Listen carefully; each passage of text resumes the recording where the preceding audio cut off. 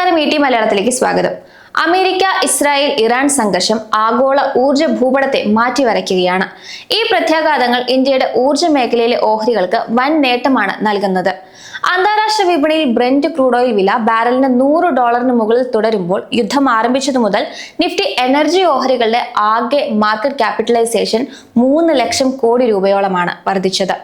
ഭൗമരാഷ്ട്രീയമായ വലിയൊരു പ്രതിസന്ധിയായി തുടങ്ങിയ ഈ സാഹചര്യം ഇന്ന് ഊർജ്ജ സുരക്ഷയെക്കുറിച്ചുള്ള ലോകത്തിന്റെ തന്നെ കാഴ്ചപ്പാട് മാറ്റിമറിച്ചിരിക്കുന്നു. എണ്ണ കമ്പനികൾ ഇപ്പോൾ വലിയ വെല്ലുവിളി നേരിടുമ്പോൾ വൈദ്യുതി ഉൽപാദന വിതരണ മേഖലയാകട്ടെ കഴിഞ്ഞ 10 വർഷത്തിനിടയിലെ ഏറ്റവും മികച്ച വളർച്ചയിലൂടെയാണ് കടന്നുപോകുന്നത്. കഴിഞ്ഞ മാസം മാത്രം 5557 കോടി രൂപയാണ് വിദേശ നിക്ഷേപകർ ഈ രംഗത്തെ ഓഹരികളിലേക്ക് ഒഴുക്കിയത്. സാമ്പത്തിക അനിശ്ചിതത്വങ്ങൾക്കിടയിലും ഒരു സുരക്ഷിത നിക്ഷേപം എന്ന നിലയിൽ വിദേശികൾ പവർ സ്റ്റോക്കുകളെ എത്രത്തോളം വിശ്വസിക്കുന്നു എന്നതാണ് NSDL പുറത്തുവിട്ട ഈ കണക്കുകൾ വ്യക്തമാക്കുന്നത്. ഊർജ്ജ വിപണിയിലെ ഈ മുന്നേറ്റത്തിൽ അദാനി പവറും BHELുമാണ് മുൻനിരയിൽ നിൽക്കുന്നത്. വിദേശത്തു നിന്നും ഇറക്കുമതി ചെയ്യുന്ന ഫോസിൽ ഇന്ധനങ്ങളെ അമിതമായി ആശ്രയിക്കുന്നതിന് പകരം ബദൽ മാർഗങ്ങൾ നൽകുന്ന കമ്പനികളെയാണ് വിപണി ഇപ്പോൾ പ്രധാനമായും പിന്തുണയ്ക്കുന്നത്. നിലവിലെ സംഘർഷം ആരംഭിച്ചതു മുതൽ വൈദ്യുതി ഉൽപാദന മേഖലയിലും ഉപകരണ നിർമ്മാണ മേഖലയിലെയും കമ്പനികളിലാണ് വലിയ ലാഭം ദൃശ്യമായത്. ഇതിൽ Adani power 50% നേട്ടവുമായി ഒന്നാമതെത്തിയപ്പോൾ BHEL 48%, Thermax 44%, Adani green energy 38%, Adani energy solutions 27% എന്നിങ്ങനെയാണ് പ്രകടനം നടത്തിയത്. കൂടാതെ Hitachi energy India 26%, Suzlon 21%, NTPC green energy 19%, NLC India 18% ഈ കാലയളവിൽ മികച്ച മുന്നേറ്റത്തിൽ കാഴ്ചവെച്ചു. മറുഭാഗത്ത് എണ്ണ കമ്പനികളുടെ അവസ്ഥ തീർത്തും പരിതാപകരമാണ്. IOCL 27%, BPCL 25%, HPCL 16% തുടങ്ങിയ മുൻനിര കമ്പനികളുടെ ഓഹരികളൊക്കെ തന്നെ ഈ ലെവലിലാണ് കൂപ്പുകുത്തിയത്. പെട്രോനെറ്റ് LNG, MGL, IGL തുടങ്ങിയവയും വലിയ നഷ്ടത്തിലാണ്. റിലയൻസ് ഇൻഡസ്ട്രീസിനും നേരിയ തോതിൽ ഇടിവ് സംഭവിച്ചു. എന്നാൽ ഊർജ്ജ മേഖലയിലെ ഈ മുന്നേറ്റം വെറും ഒരു താൽക്കാലിക പ്രതിഭാസമല്ല എന്ന് Ventura research head Vineeth Bollinger പറയുന്നു. ഊർജ്ജ സുരക്ഷയെ വിപണി നോക്കിക്കാണാവുന്ന രീതിയിൽ വന്ന വലിയൊരു മാറ്റമാണ് ഇതിന് പിന്നിലെന്ന് അദ്ദേഹം വ്യക്തമാക്കുന്നു. ഇതിനായി പ്രധാനമായും 3 കാരണങ്ങളാണ് അദ്ദേഹം ചൂണ്ടിക്കാണിക്കുന്നത്. ഒന്നാമതായി, അസംസ്കൃത എണ്ണവില കൂടുന്നത് എണ്ണ പര്യവേഷണം നടത്തുന്ന കമ്പനികൾക്ക് കൂടുതൽ ലാഭമുണ്ടാക്കാൻ സഹായിക്കുന്നുണ്ട്. രണ്ടാമതായി, എണ്ണവില കൂടുമ്പോൾ വിമാനയാത്ര, പെയിന്റ്, കെമിക്കൽ തുടങ്ങിയ മേഖലകൾ തളരുമെങ്കിലും ഊർജ്ജ ഓഹരികൾ പണപ്പെരുപ്പത്തെ പിടിച്ചു നിർത്താനുള്ള ഒരു സുരക്ഷിത നിക്ഷേപമായി മാറുന്നു. മൂന്നാമതായി, എണ്ണയിൽ നിന്നും മറ്റും കിട്ടുന്ന ലാഭം ഇപ്പോൾ solar, green hydrogen, battery storage തുടങ്ങിയ ഭാവി പദ്ധതികളിലേക്ക് വൻതോതിൽ നിക്ഷേപിക്കപ്പെടുകയാണ്. ചുരുക്കത്തിൽ ഫോസിൽ ഇന്ധനങ്ങളുടെ വില കൂടുന്നത് സോളാർ പദ്ധതികളുടെയും EV ചാർജിങ്ങിന്റെയും ഒക്കെ പ്രസക്തി വർദ്ധിപ്പിക്കുകയാണെന്ന് അദ്ദേഹം ഓർമ്മിപ്പിക്കുന്നു. ഊർജ്ജ മേഖലയിൽ വലിയ കുതിപ്പുണ്ടെങ്കിലും എല്ലാ കമ്പനികൾക്കും ഇതിന്റെ ഗുണം ഒരുപോലെയല്ല ലഭിക്കുന്നത്.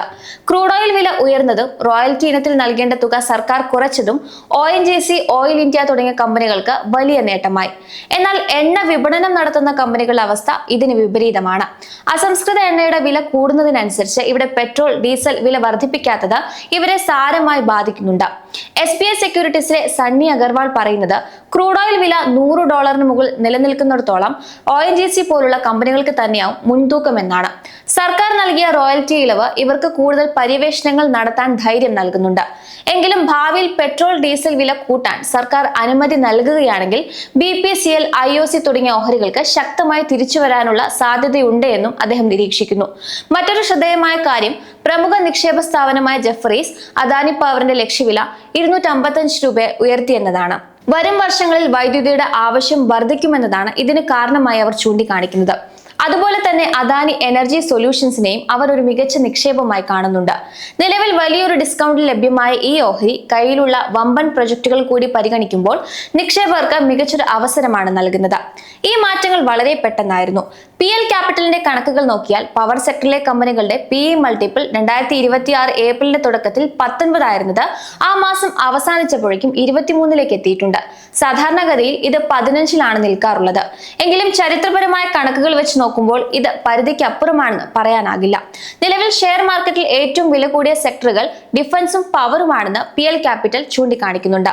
അതേസമയം ആക്സിസ് സെക്യൂരിറ്റി ആകട്ടെ ബാങ്കിംഗ്, ടെലികോം മേഖലകൾക്കൊപ്പം പവർ, എനർജി ഓഹരികൾക്കും വലിയ പ്രാധാന്യം നൽകുന്നുണ്ട്.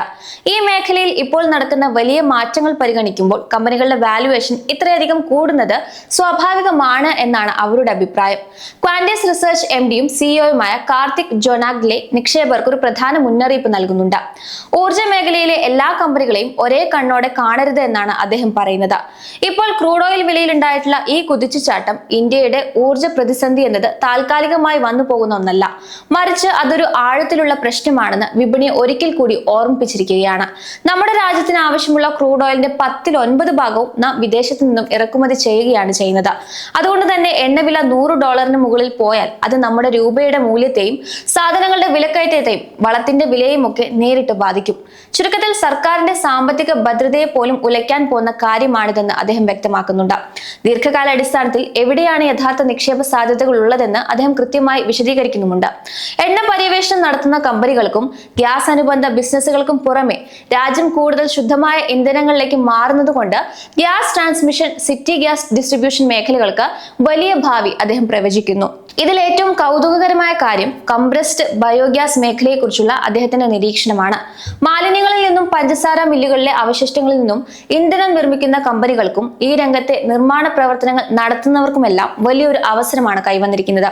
ചുരുക്കത്തിൽ വിപണി ഇപ്പോൾ ക്രൂഡ് ഓയിൽ വിലയിലെ വർധനവിനെ ഒരു വെല്ലുവിളിയായിട്ടാണ് കാണുന്നതെങ്കിലും വിദേശ രാജ്യങ്ങളെ ആശ്രയിക്കാതെ ഇന്ത്യ സ്വന്തമായി ഇന്ധന ഉൽപാദനത്തിലേക്ക് നീങ്ങുന്നതാണ് ഏറ്റവും വലിയ നിക്ഷേപ സാധ്യതയെന്ന് അദ്ദേഹം വ്യക്തമാക്കുന്നു.